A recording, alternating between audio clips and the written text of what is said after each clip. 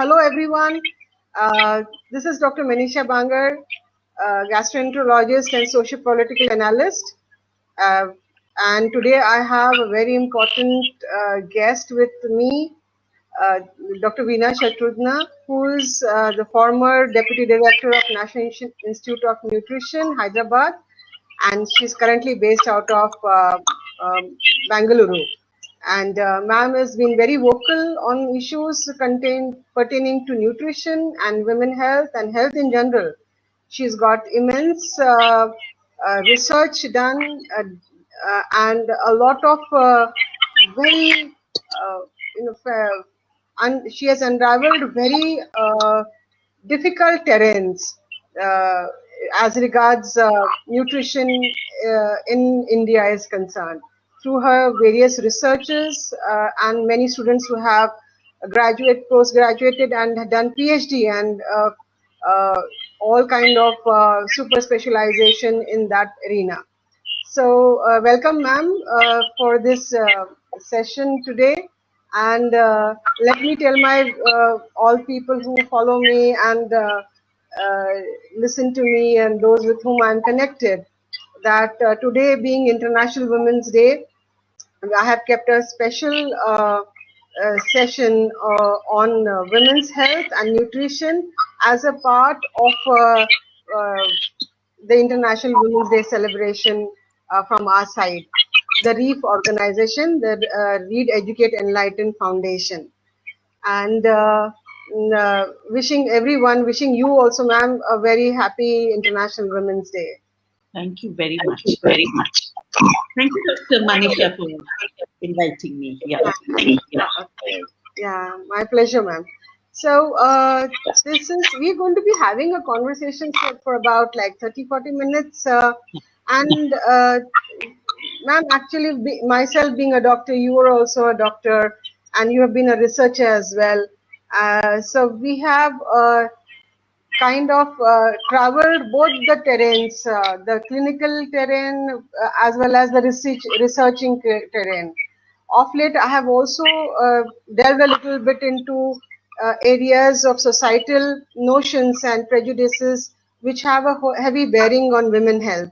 I remember a time when I was doing my post-graduation, MD medicine from Nagpur. And thereafter also, all throughout my career, the OPD, the outpatient department, used to be teeming with female patients. And I used to have a lot of concern for them. And there used to be a huge line. I mean, it always was understood by all the doctors that the female OPD would be teeming. You know, it will be there will be a lot of rush. It will be very heavy OPD. That was the common term which was used always. Whereas the male OPD used to be not so heavy and related only to serious conditions and so on and so forth. There used to be a kind of a little bit of a joking or a kind, not exactly mockery, but some things which always floated.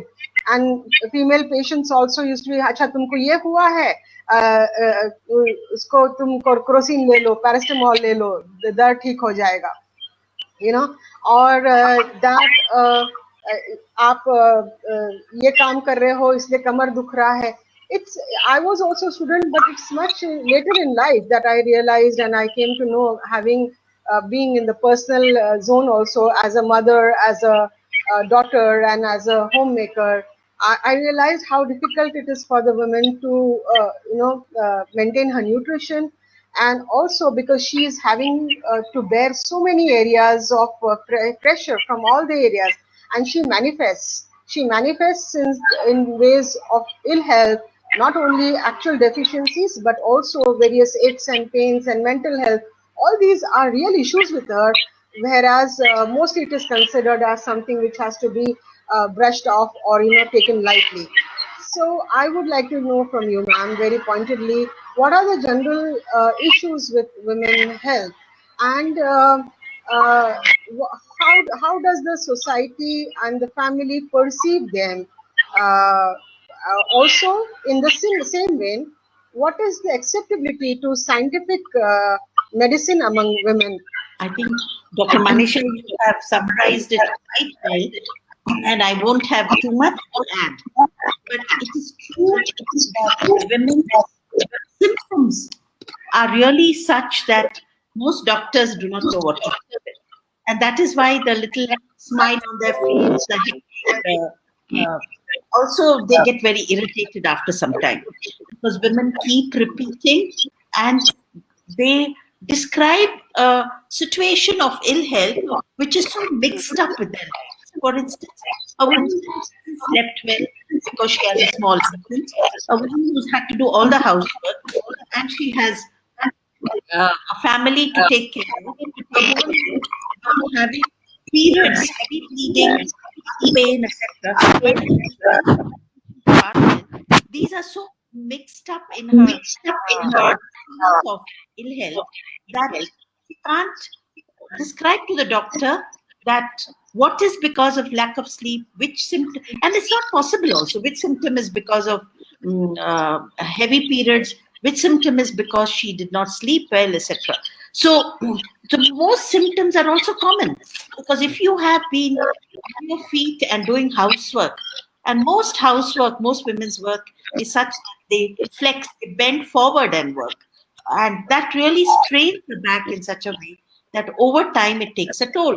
Any bone which is not exercised will start sagging because the muscles are not strong. And housework is not exercise, it is work. So lack of sleep makes it work. Having a child, carrying the child around, serving the family, etc. Even if she has servants, because it means you have to take care of the servants also. So the symptoms women have are across the board. There'll be body pain, there'll be back pain, there is severe strain on every muscle of her body. Then, of course, painful periods, and if there is white discharge, and if it is contraceptive related, she's had IUD, painful intercourse, or any other factor, that it's very difficult for her to go and tell the doctor, look, this is my problem. And the doctor has no time to listen to the fine details and check out which is the real reason, right? And that is why, because the doctors like an illness which can be located to an organ, which all the symptoms point towards a for instance, if it is gastrointestinal, then whether it's burning, whether it is nausea, childbirth, I mean, they might get pregnant. They do not like so-called non-specific. Now, how do you explain that? And most so much of tension in her body, or if she's got, and they are related to the lives, sexuality which is not respected by her partner, or she's got UTI where there's constant burning and irritation, and hesitant to talk about their lives. For instance, it's very difficult to sit and tell fear of childbirth. I mean, they might get pregnant. They haven't been protected. Now, how do you explain that? There is so much of tension in her body.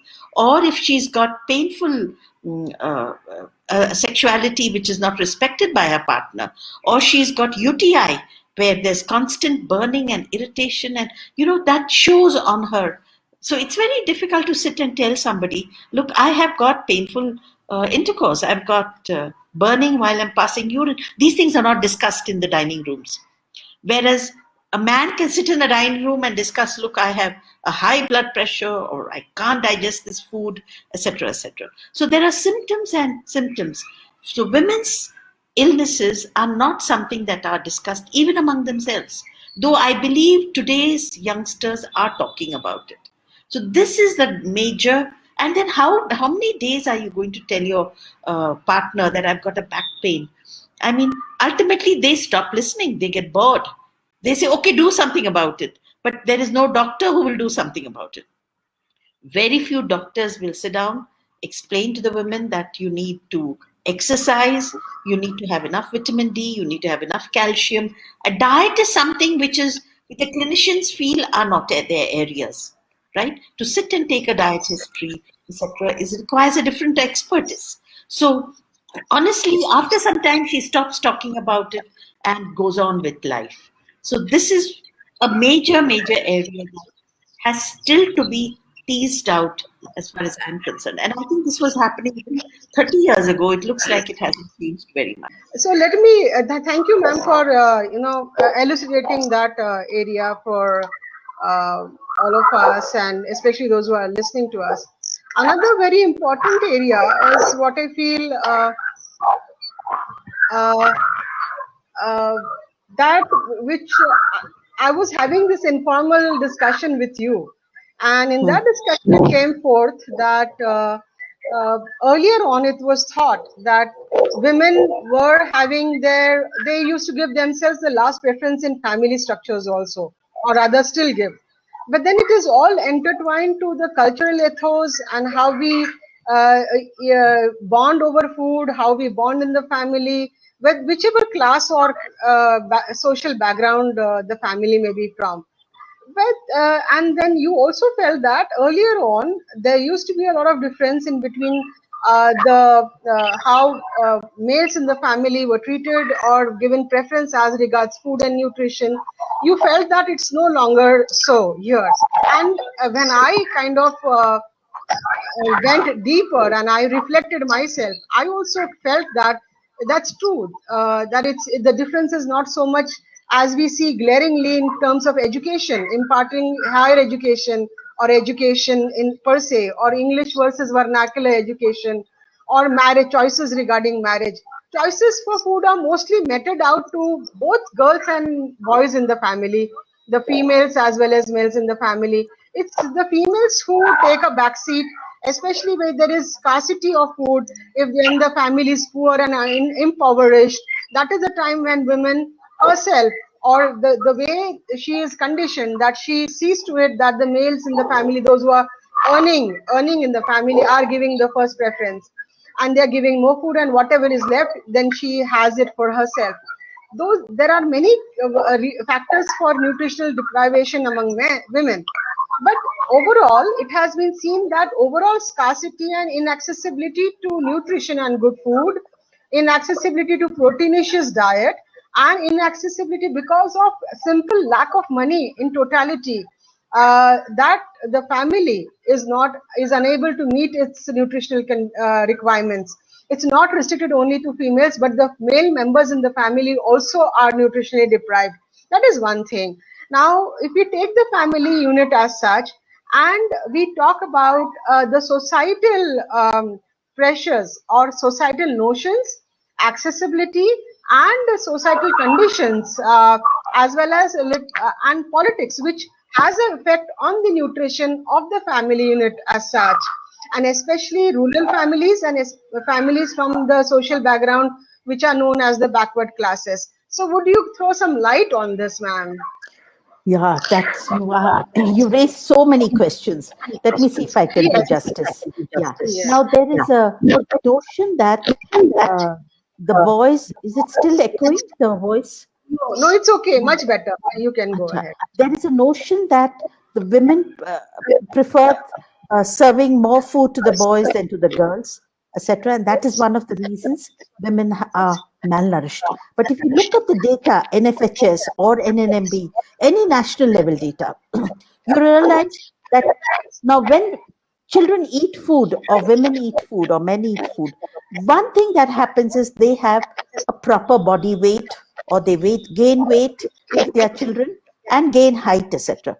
Data of thousands and thousands and thousands of children and adults across the country show that there is no difference between boys and girls.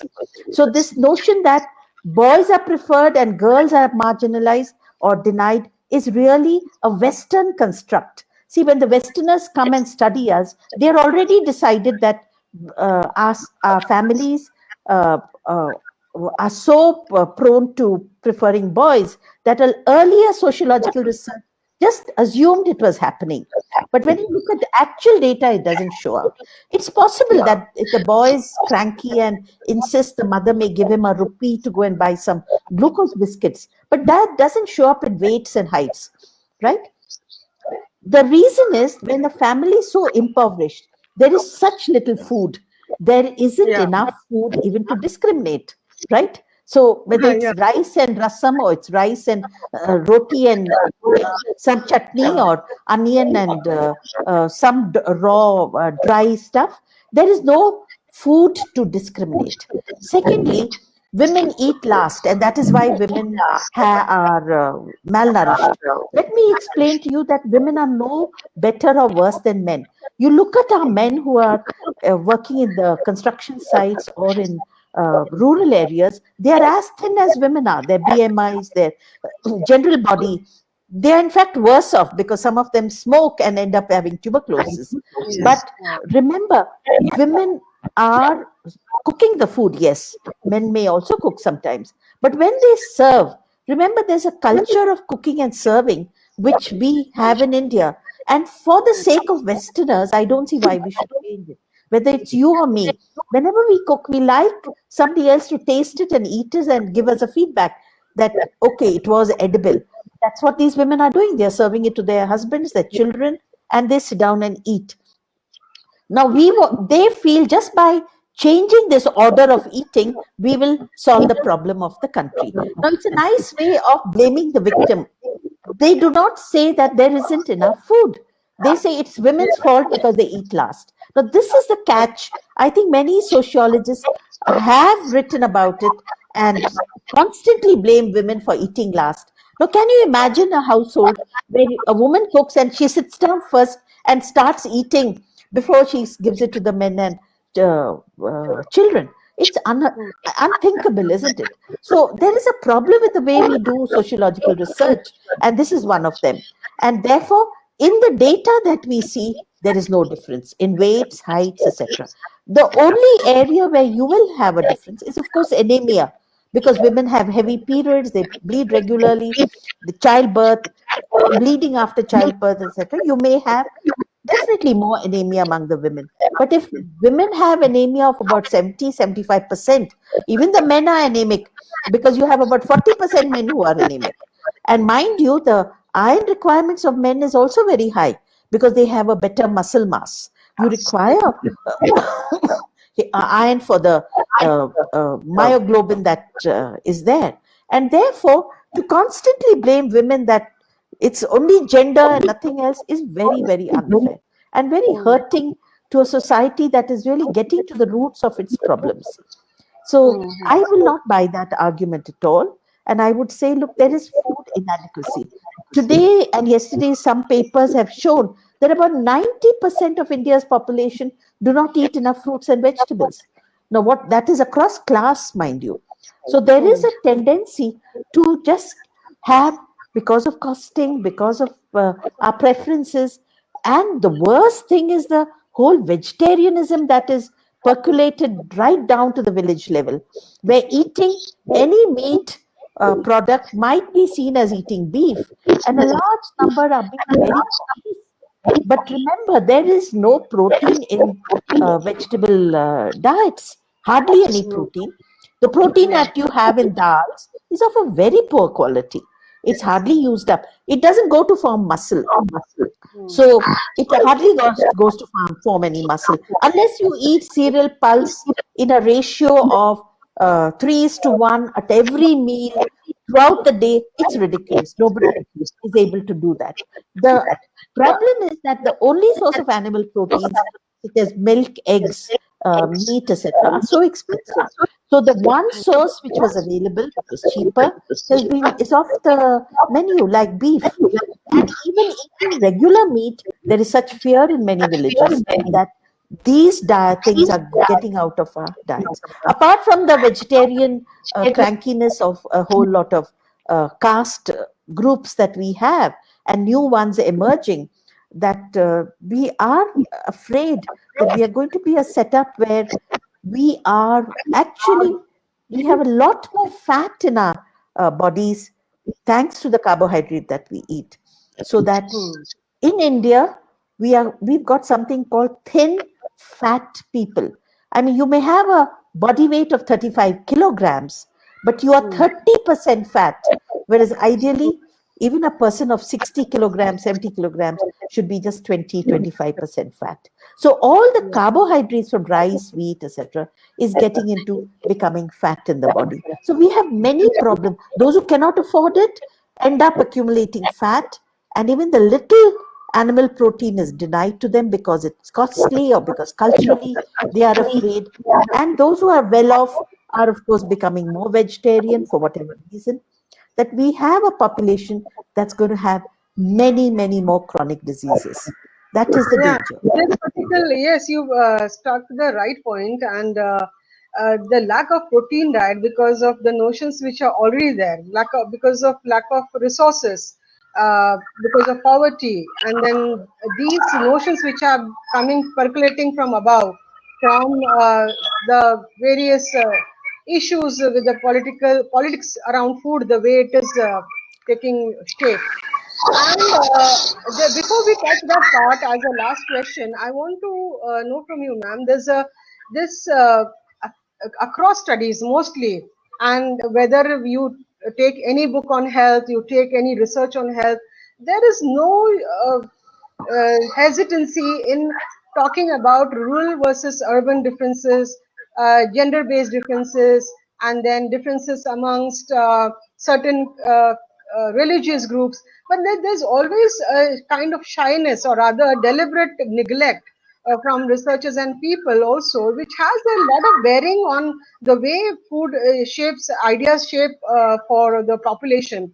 And that being the nutrition, especially the malnutrition that exists amongst the SC, ST and OBC vis-a-vis the non-OBC or the Savarna people that we say, or the Savarna class that we say. Now this area it's kind of a, nobody wants to delve in it, nobody wants to talk about it, and but it's very important to know, because unless and until it's like Bharat garib hai, पर कौन गरीब है उसमें? We have to know. So when we know who are, then the policies, then all the directions of change can be gravitated towards that particular set of people.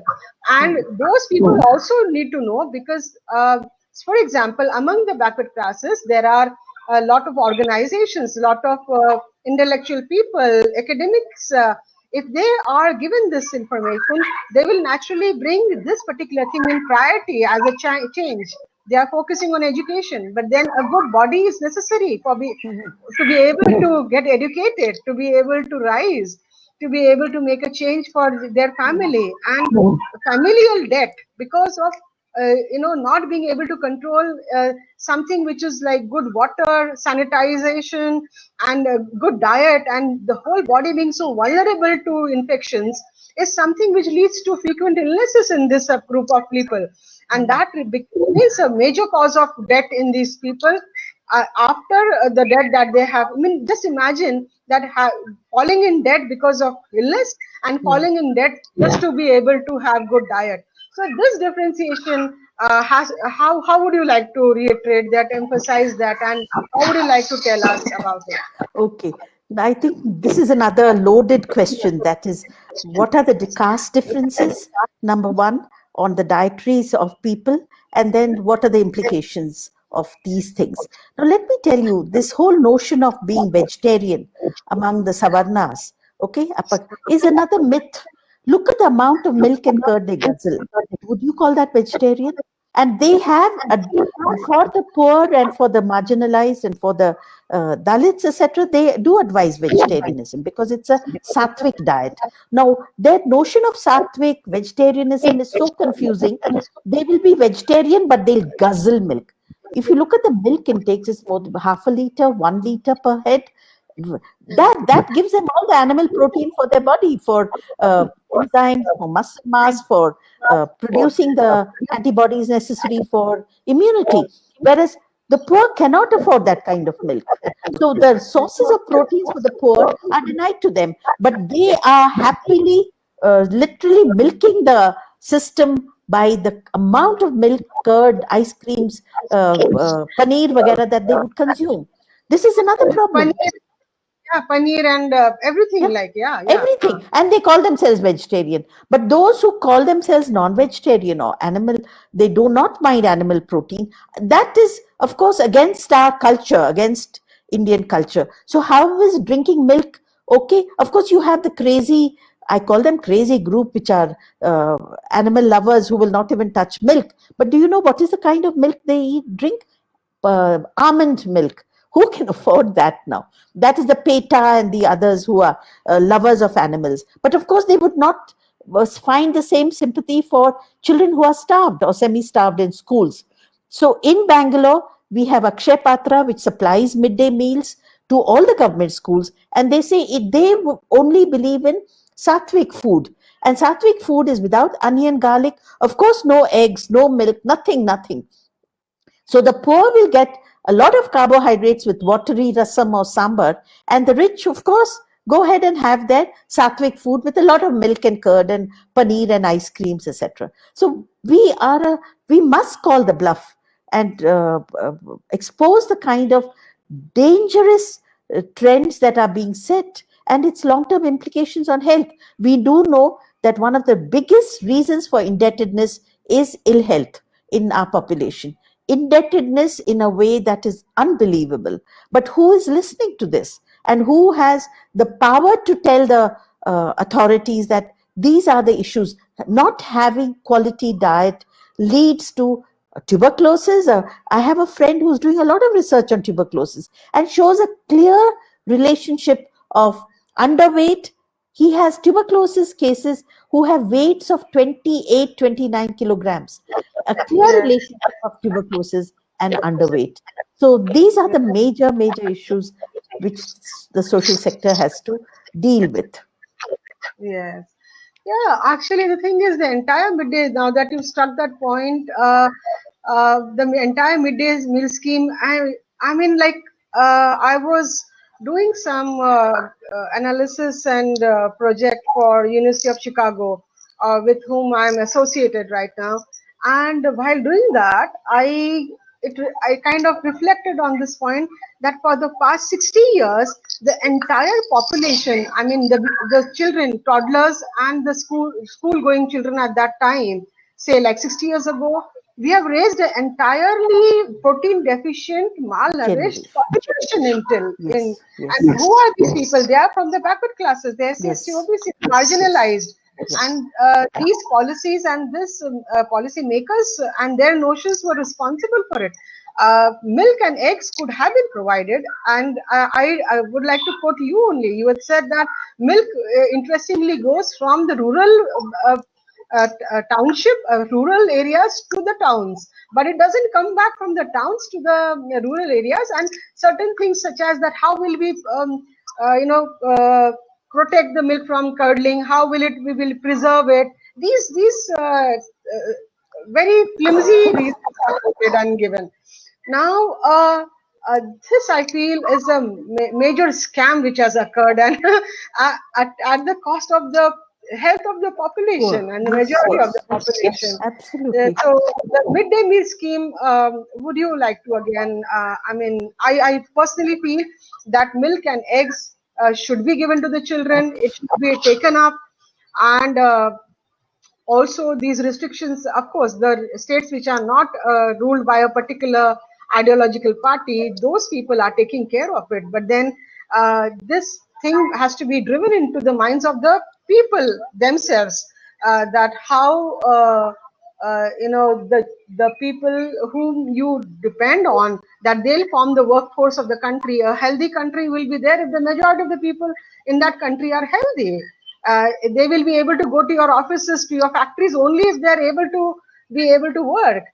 So progress of the country in totality does depend on a healthy population. Agreeing on one point and then denying them the very requisites is something which is a big conspiracy. So yes, ma'am, your thoughts on it. I agree with you. I think school lunch program should simply get back to where it should have started. That is, every child gets an egg every day, preferably a glass of milk, And there are different ways in which you can make it available. Either carry milk there and the teachers distribute it, or else put them in Tetra Packs. When you and I get Tetra Packs for ridiculous drinks, which are totally unnecessary, sugary drinks, I don't see why our children cannot get Tetra Packs, which can be made simply so that they last exactly for one day or little more than that. Of course, it can be done. And life would be so much easier even for the teachers to handle a class which is well fed, which is satisfied and feels good about themselves. I think eating is something that gives you a sense of worth.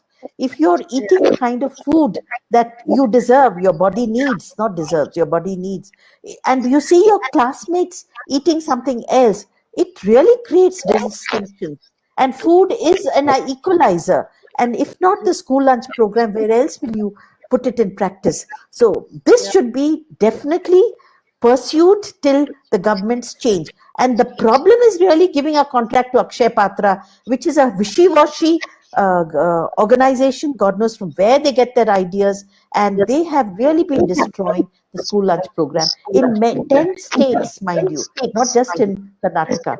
Apparently, they're all from IITs. They have these huge steel kitchens, untouched by hands. So they marvel at their own scientific, genius, but they don't look at what the children are going through. For instance, when the food is cooked in the huge kitchens at 4 o'clock and reaches the school by 1 o'clock, the food starts stinking. Especially sambar, you know what happens when it's in tightly closed vessels. And by the time it goes to the old city, those people are not used to sambar rice. They would like some fried rice, equivalent of biryani. I'm not saying that they should all get biryani, but a food that is closer to a fried rice kind of thing. But we just think that Akshay Patra has the solution. Whereas when the Right to Food campaign was campaigning for food for children, they were nowhere there in the horizon. They were part of the groups that fought for it. But once we fought for it, we got it, they've just come in and occupied all this space.